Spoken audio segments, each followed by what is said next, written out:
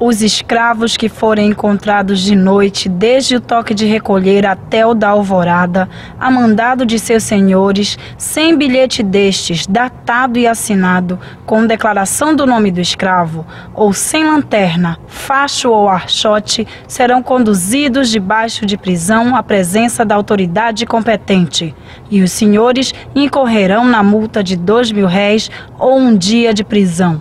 Maria Leonor, Maria Leonor, chama verequete nagumailo, chama verequete nagumailo.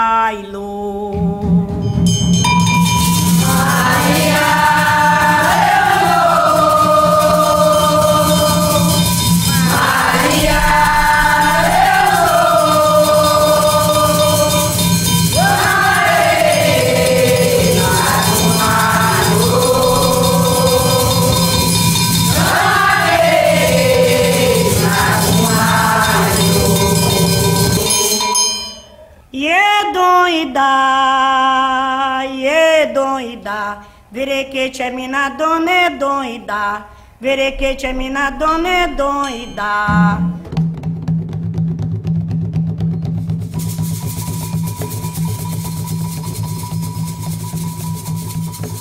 Esse gancho da pesquisa do Negro do Pará, ela tem algumas vertentes que deitam no meu passado de vida, na minha história de vida.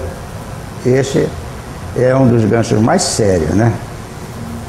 De ter vivido numa comunidade cercada por 2 outras comunidades negras. Castanhal tinha dentro da sua área municipal o Pitimandeua, que hoje está mais ligado ao Igarapé, como é aquele rio que passa ao lado, né?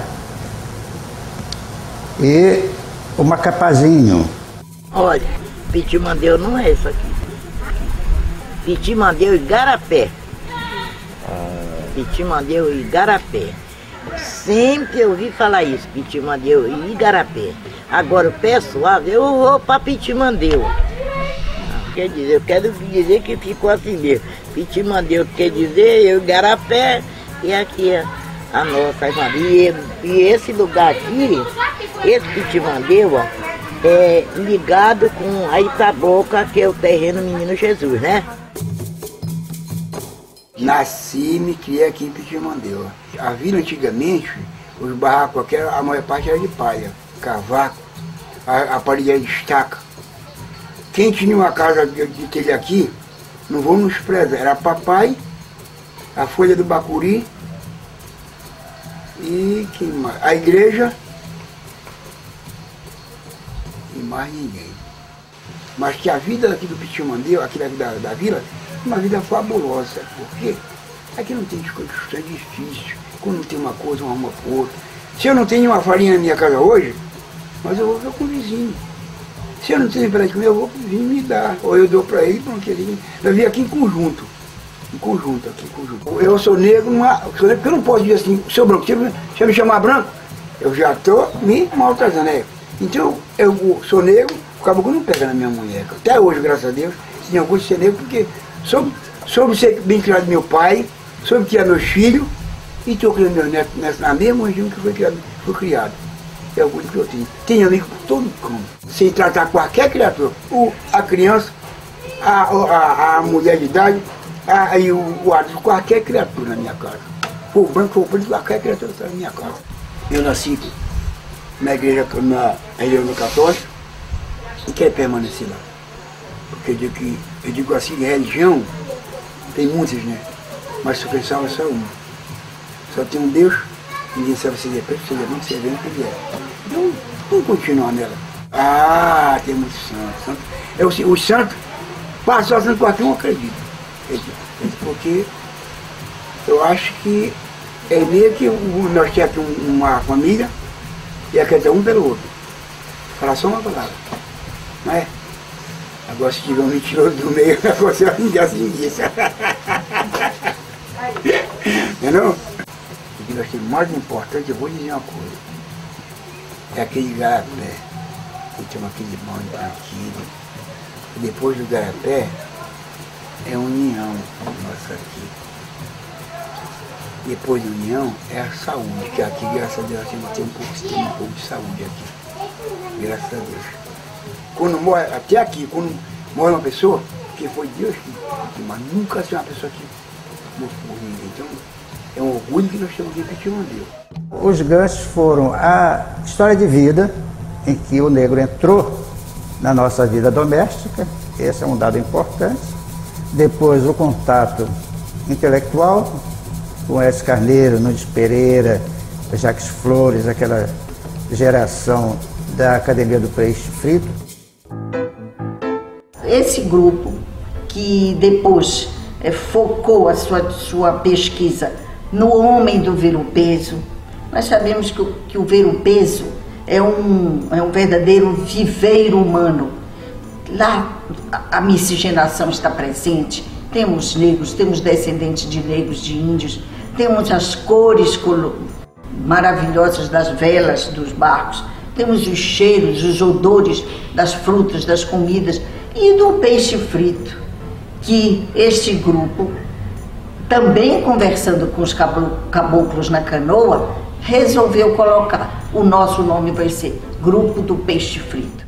O negro já do terreiro, do quintal, já mestiçado, trabalhado por Gentil Pugé, e o negro do ritual, trabalhado por Jaime Ovalle, surgira, com certeza, daquelas pesquisas do trabalho pioneiro da literatura no Pará. Isso é uma tese que a gente está defendendo, que sem os primeiros literatos no Pará, sem essa onda de renovação da literatura no Pará, é possível que a onda também de renovação na música não tivesse ocorrido.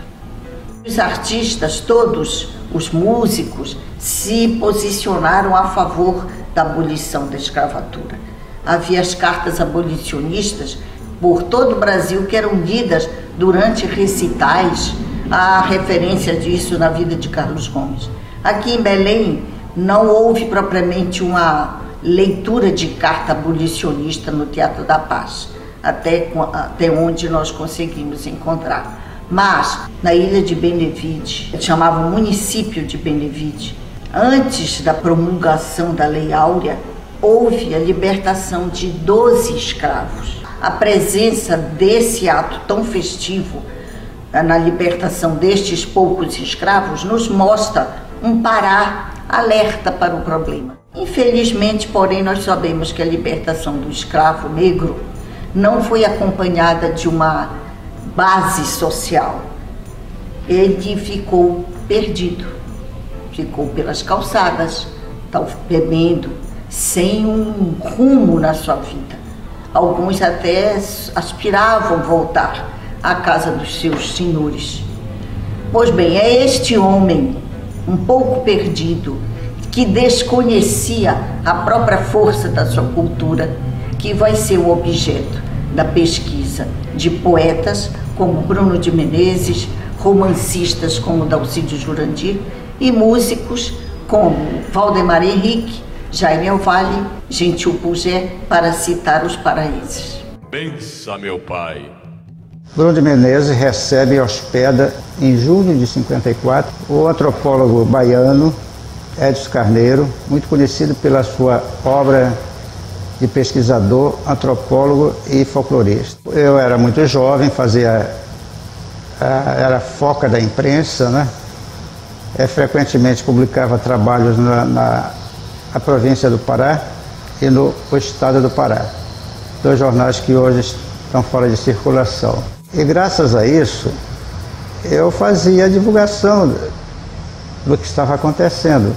Edson Carneiro foi a peça principal, porque ele me desafiou a provar a cultura e a presença do negro em Belém. Ele não tinha estendido as suas pesquisas até o Pará. No samba de Umbigada, por exemplo, ele estuda as ocorrências do samba de Umbigada no Brasil e chega até o Maranhão. No Maranhão ele para. Então eu informei a ele a existência do samba em suas várias modalidades no Pará.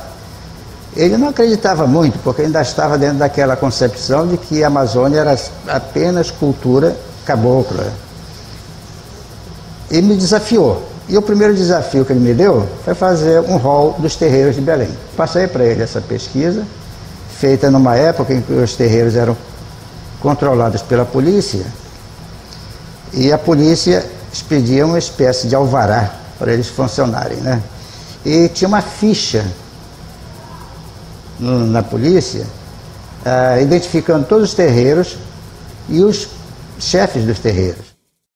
Toda pessoa que se titular pajé, ou que a pretexto de tirar feitiço, se introduzir em qualquer casa ou receber na sua alguém para simular cura por meios supersticiosos e bebidas desconhecidas, ou para fazer adivinhações e outros embustes, incorrerá na multa, assim como o dono da casa, de 20 mil réis, ou 8 dias de prisão em qualquer dos casos. A repressão policial se fez em cima do culto por quê? Porque a religião é uma expressão simbólica. Então, ao longo desse culto, o professor Vicente fala isso muito mais do que eu, né? Eu, por exemplo, o meu recorte em relação aos cultos foi 64. Foi o golpe militar de 64, né? Em 64 eu acredito que tenha sido um dos momentos mais cruciais dessa repressão. Por quê? Porque o governo militar que se instalou aqui viu nesses cultos um foco de desordem, né? Porque eram organizações populares, né? Nos bairros, nos subúrbios. E o que aconteceu? Deu um ultimato a essas casas de culto. Chamou todas elas, as mais expressivas, a segunda delegacia de entorpecentes, imagine, né? E foi dado um ultimato. Ou vocês se organizam ou todas essas casas serão fechadas. Mas é muito interessante a questão da resistência nos movimentos populares, especialmente quando se está em jogo religião e símbolos, né? Então o símbolo conseguiu que eles se organizassem. E o que aconteceu? Eles se organizaram e a partir daí que houve a fundação da Federação Espírito Bandista e dos Cultos Afro-Brasileiros do Pará, que foi fundada exatamente em 26 de agosto de 1964, quer dizer, logo depois, no mesmo ano de que houve o golpe, e que está até hoje caminhando para 41 anos de existência. Sou mina tele, mi saíla tayo, Cecila malajoque, boboromina saíla vodum. É com a G, é com H, Aiko Amadeo, Kiriele Amadeo, Aiko Amadeo, Kiriele Amadeo. Na faculdade de filosofia é que parte então o maior desafio, que é a elaboração do Negro no Pará.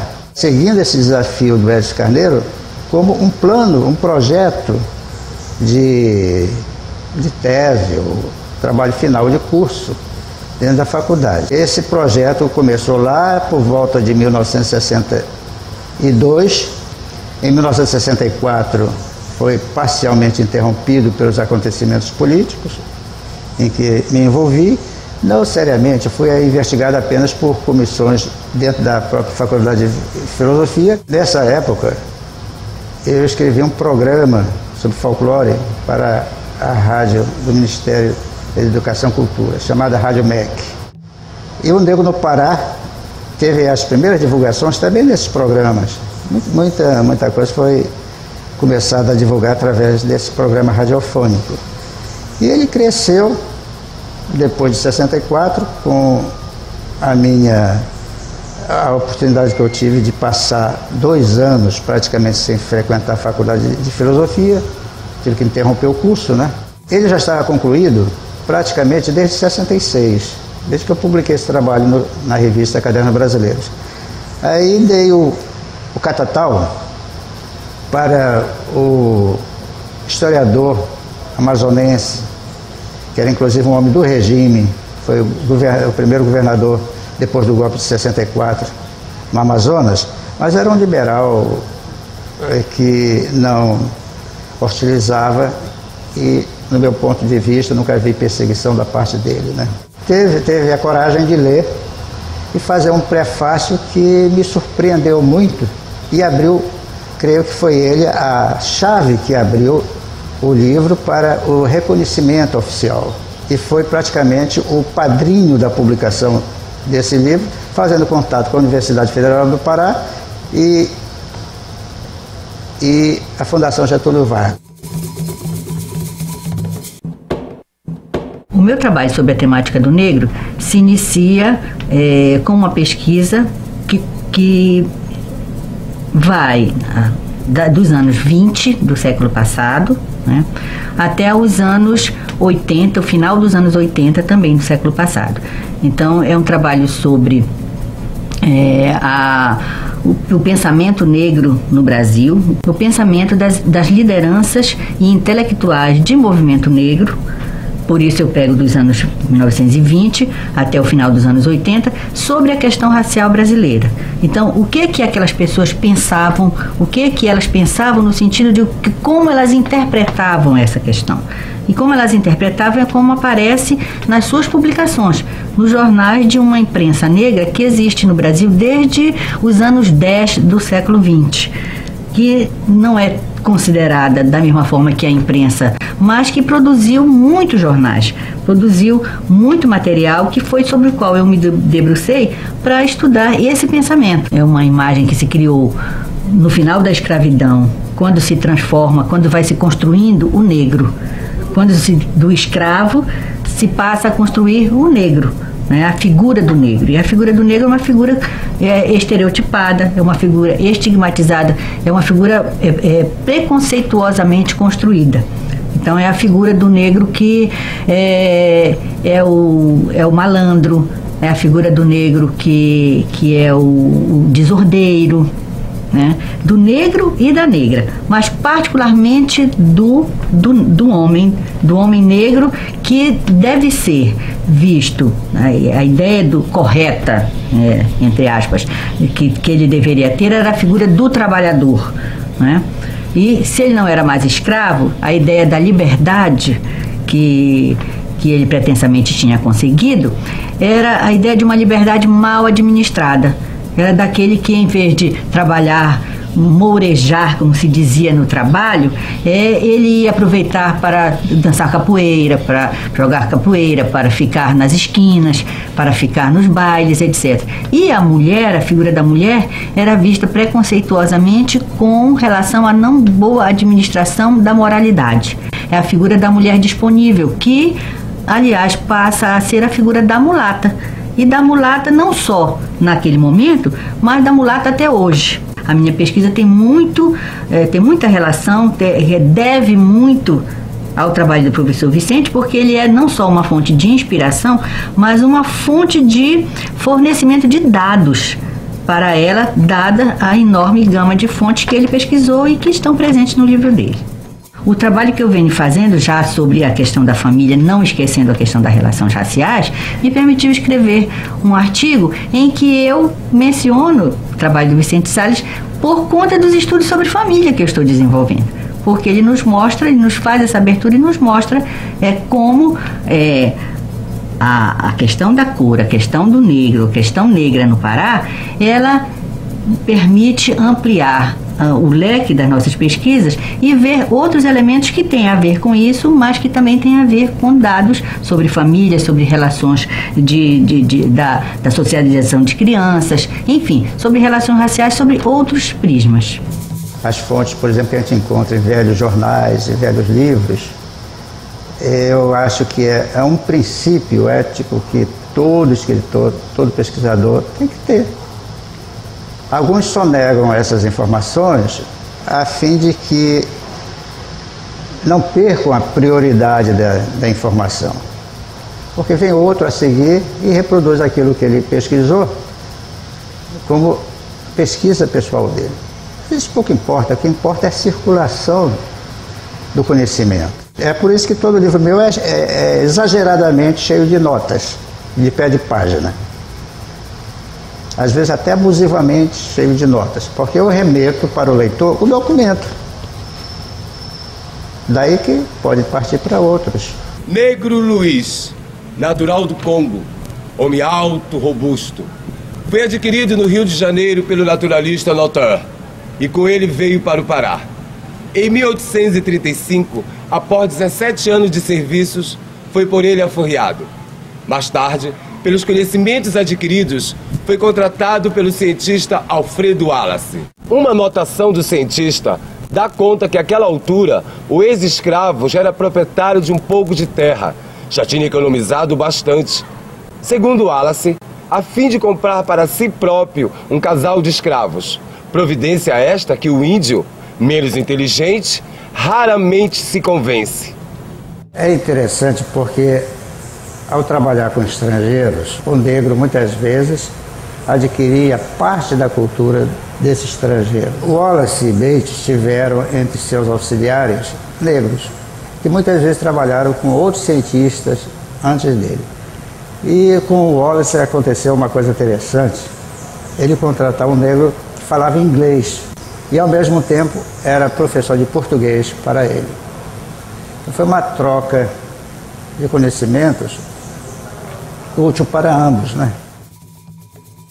Há um capítulo, uma referência no Negro no Pará sobre as músicas dos negros, inclusive dos negros barbadianos.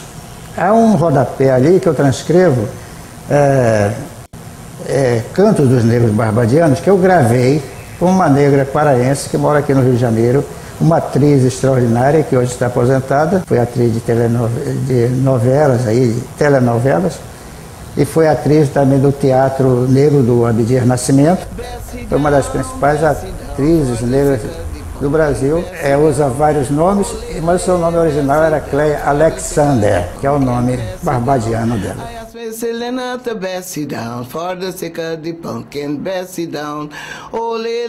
Quando está na fartura da abóbora, né? Aí então eles exigiam um concurso com as crianças para saber quem era que dançava melhor o bercidão. Você tem que pôr a mão nas cadeiras e ir cantando o bercidão e rebolando até o chão sem tirar a mão da cintura e depois esfregar o bumbum no chão e ficar esperando ser convidada para berce up, que era para levantar. Aí você também vem rebolando até ficar de pé. Quem aguentasse, mais é que ganhava o presente, o prêmiozinho, né? Coisinha, boneco. Minha avó foi nascida em Demerara, aqui na Guiana Inglesa, Georgetown, né? Mas ela casou com um senhor, dentro do sobrenome Tate, e foi morar em Barbados, que a família dela tinha sido de Barbados, mas vieram para Demerara.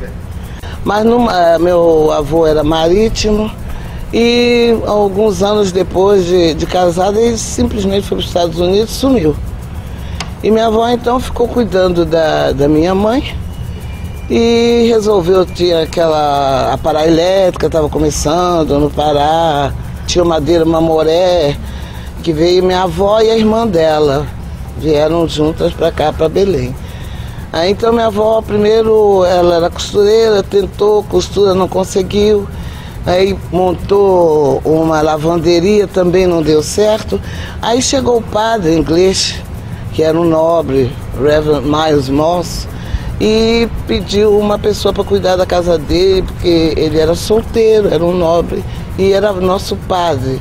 E a minha avó ficou então cuidando da casa dele, como cuidou 40 e tantos anos dele, né?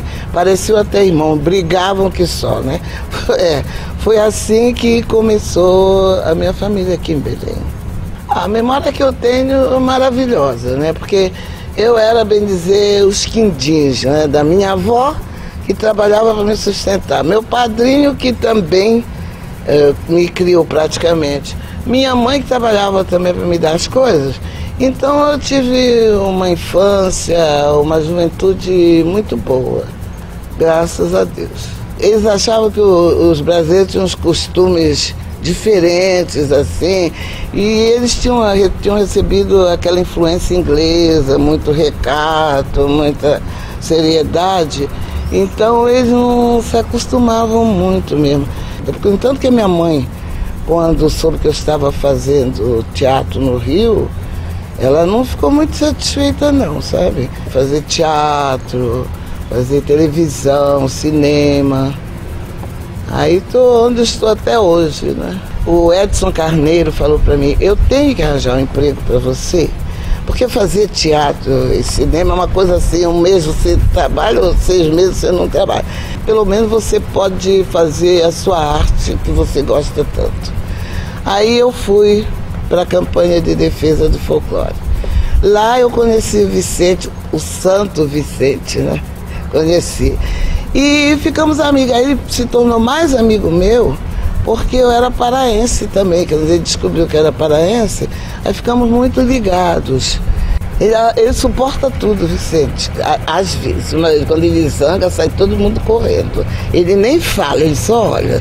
Eu me inspirei numa tese do Gilberto Freire, Anúncios de Escravos nos Jornais do Brasil, ou de Pernambuco, em que ele mostra o valor sociológico da leitura de anúncios de jornais. Eu vou além do anúncio, eu vou até a fotografia. Você pode ler uma fotografia como pode ler um anúncio. O anúncio muitas vezes é bastante detalhado e informa em letra de forma, naturalmente, com as características do indivíduo. A sua cultura, a sua formação física, muitas vezes revela a sua nação, a que ele era ligado.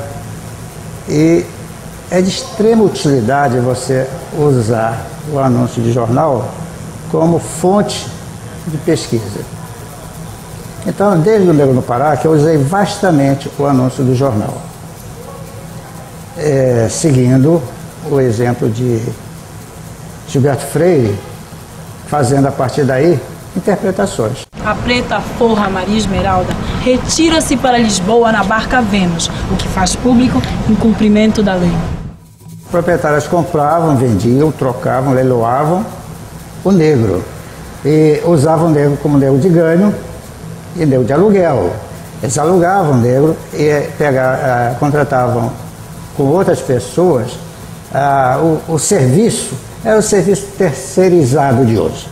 Ninguém poderá alugar casa para nelas morar escravos sem que obtenham licença por escrito de seus senhores, sob pena de incorrer infrator na multa de 10 mil réis ou 4 dias de prisão. Utilizamos em nossas pesquisas, na Universidade Federal do Pará, o livro do Vicente Salles como um livro de referência.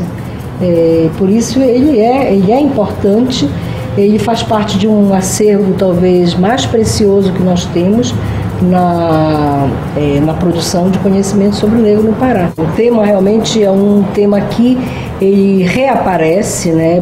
A questão do negro, ela esteve sempre presente na literatura brasileira como é um tema importante nas ciências sociais, porém ele reaparece na década de 80 com uma perspectiva de se analisar, interpretar e debater questões que estão relacionadas a identidades de grupos remanescentes de quilombo. É demonstrada pela literatura uma presença demográfica muito forte no século XVIII, no século XIX, e que isso explica por que tem tantas comunidades negras em todos os municípios do Tocantins.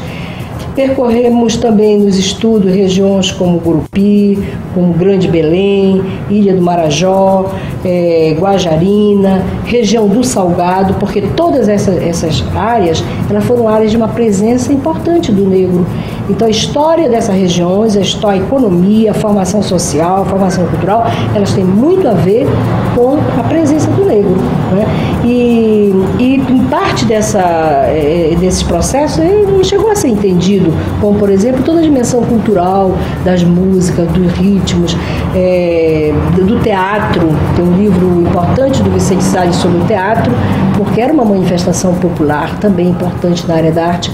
Então todas essas dimensões que, bom, o NAIA, pelo acervo que nós temos no NAIA, que não é evidentemente completo, mas são novas pistas que podem ajudar a continuar os estudos sobre esse grande tema que é a presença do negro no Pará, que a partir da Constituição Federal há uma mobilização, uma reorganização de grupos e mesmo uma ressemantização do que é quilombo, do que é quilombola, do que é terra de preto e de toda uma redefinição também do debate e da pesquisa sobre comunidades negras rurais. Então é nessa perspectiva que eu acho que é original, quer dizer, os estudos que ocorreram na década de 80 sobre quilombos e quilombolas têm assim uma importância porque estão datados numa época de mobilizações nacionais, uma época de discussão de direitos, mas também há uma originalidade no estudo nessa perspectiva de analisar o território, né, as identidades construídas e desenvolvidas na relação com este território, que nós chamamos no livro Negros do Trombeta de territorialidades.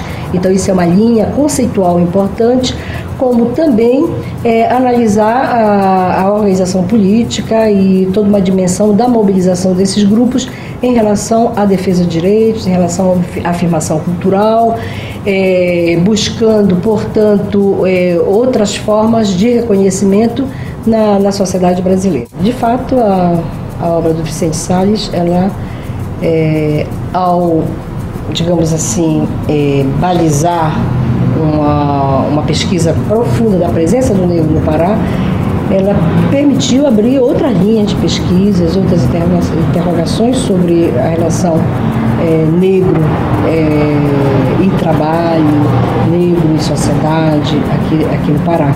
Então abre realmente pistas para outras investigações, para outras pesquisas, e é uma obra de referência, mesmo que esteja trabalhando com população quilombola, na atualidade, você tem na obra do Vicente Salles uma referência da historiografia que é fundamental como uma obra de consulta.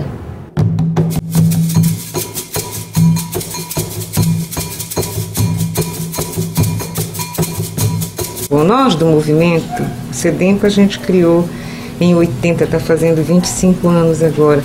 Sempre achamos a obra do professor Vicente importante para o movimento negro aqui no Pará, porque ela quebra paradigmas. A presença dos negros que fugiram e formaram suas comunidades alternativas, enfim, você tem tudo lá. Quer dizer, hoje você, na Constituição de 88, né, que coloca que o título da propriedade de terra para os remanescentes de quilombos, o Vicente Salles já dá indicação lá no Negro no Pará da presença, da existência desses grupos que estavam invisíveis para a sociedade brasileira secularmente. Quer dizer, mas ele dá indicação da presença desses segmentos já no Negro no Pará. Vem mostrar que, na verdade, há com uma importância grande, que participou de todos os ciclos econômicos aqui. Quer dizer, então, vem mostrar que essa presença existe. Não é verdade o fato de que não tem uma presença importante. Tem importantíssima, sim.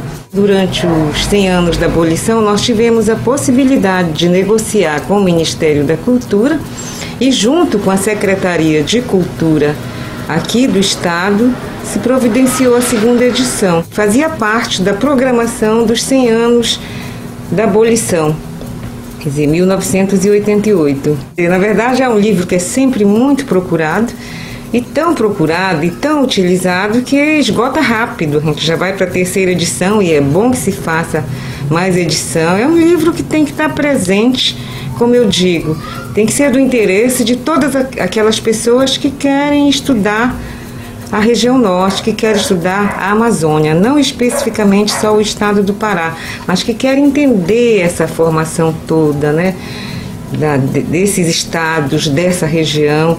É um livro importantíssimo, então ele não pode ficar esgotado.